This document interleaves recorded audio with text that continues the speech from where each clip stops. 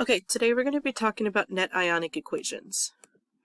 Now here are the steps in making an ionic equations. And the first step is we're going to determine if each of the compounds in a given balanced chemical reaction is soluble, so it's AQ, aqueous, or insoluble, so S, which is solid, by looking at the solubility rules. And we talked about how to do this when we did predicting products way back earlier in this class. Now, all reactants are going to be automatically soluble AQ. So any compounds before our yield sign, to the left of our yield sign, the arrow, are automatically soluble. So therefore, the only time we're looking at our solubility rules is for our products. Step 2 is we're going to split each soluble AQ compound into ions. So that means we do not split insoluble S solids into ions, only aqueous. So when we get to an insoluble compound, we're just going to rewrite it. And when we do step 2, we are actually making the total net ionic equation, which is a chemical equation that shows the total set of ions present during the chemical reaction. Now, number 3, we're going to cancel out any ions that are present in the reactants and the product side. So whatever ions is the exact same on both sides gets canceled out, because these are called spectator ions, which are ions that do not take part in a chemical reaction and are found in the solution both before and after the reaction. And then step number 4, we're going to rewrite all parts of the total net ionic equation that are left over. And once we do this, we get our net ionic equation, which is a chemical equation that shows only those elements, compounds, and ions that are directly involved in the chemical reaction. Okay, let's go ahead and do practice problems for net ionic equations. So first things first, what we're going to need to do is box any polyatomic ions present.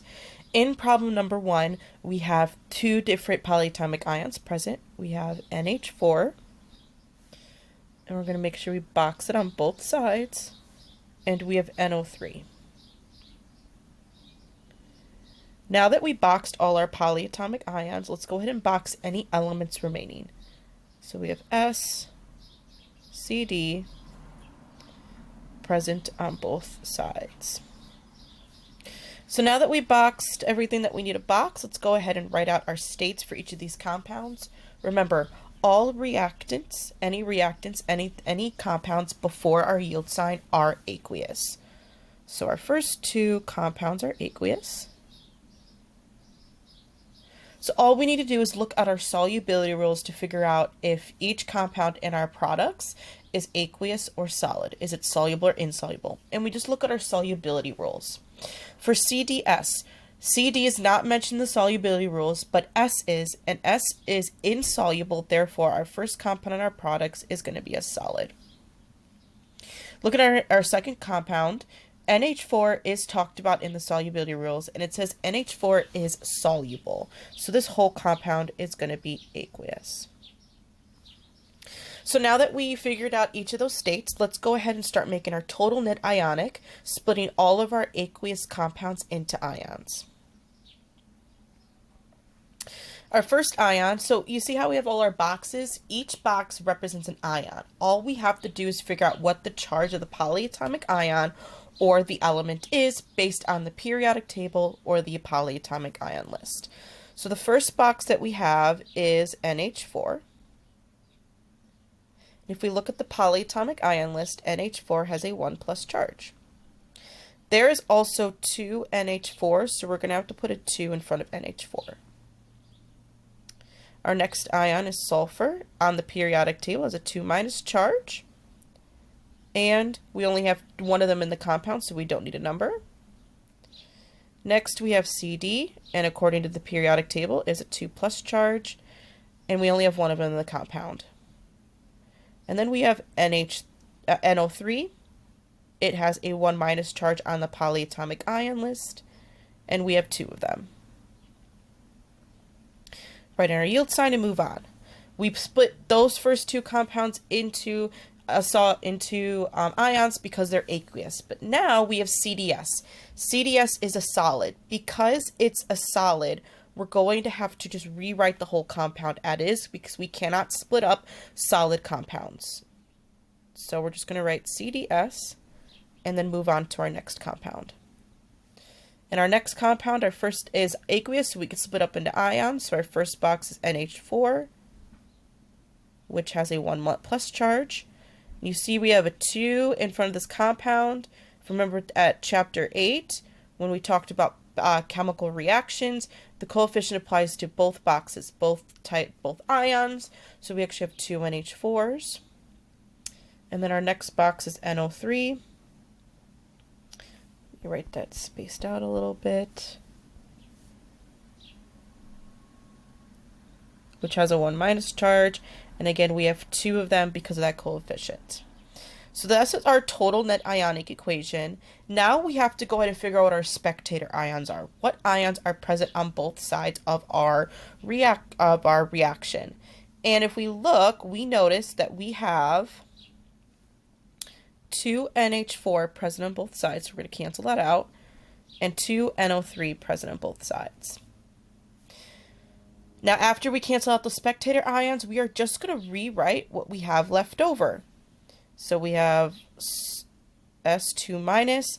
Because it's an ion, and because it came from an aqueous compound, we have to write aqueous after that for our final net ionic equation. Then we got CD2 plus, which is also an ion. So it's going to have an aqueous state. And that's going to yield to CDS, which we just indicated is a solid. And that is our net ionic equation, and that is our answer for problem number 1.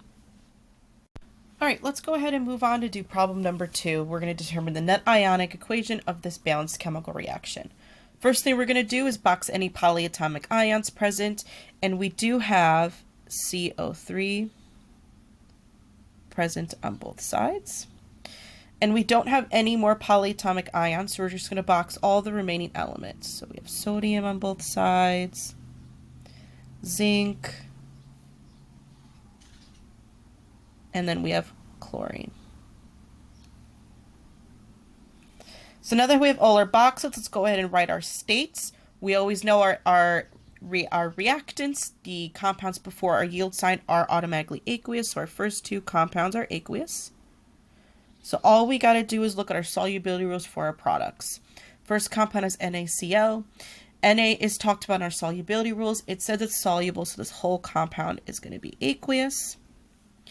And then looking at our second compound, zinc is not talked about in our rules, but CO3 is. CO3 is insoluble, so this compound is going to be a solid. So now that we know our state, we can go ahead and start splitting up into ions. Remember, all aqueous compounds can split up into ions, but our solids we're going to have to rewrite. So our first ion is Na, which has a 1 plus charge. There's 2 of them. So we got to put a 2. Then we got CO3, which has a 2 minus charge. We only have 1 of them. Then we got zinc, which has a 2 plus charge. We have 1 of them. And then we got Cl, 1 minus, and we actually have 2 of them because we have 2 of them in the compound. Moving on to our product side, our first compound is aqueous, so we can split it up into ions. So our first ion is Na1+. We have a 2 in front of the compound, so that applies to both of our boxes. So that means we have 2 NAs. And then we get Cl1-, and again, that coefficient, so we have 2 Cls. Then lastly, our last compound's actually a solid, so we're just going to have to rewrite it. ZnCO3. So now that we split all the aqueous compounds into ions, let's go ahead and figure out what our spectator ions, what ions are present on both sides. And we have our sodium ion present on both sides and our chlorine ion present on both sides. So lastly, we are going to rewrite what's left over with our states. So we got CO3 2-, which is an ion, so it's aqueous, plus our Zn2+ ion, which is also aqueous, yields to our ZnCO3, which we indicated above is a solid. And that is our net ionic equation for this problem. And that is it. Thanks, guys.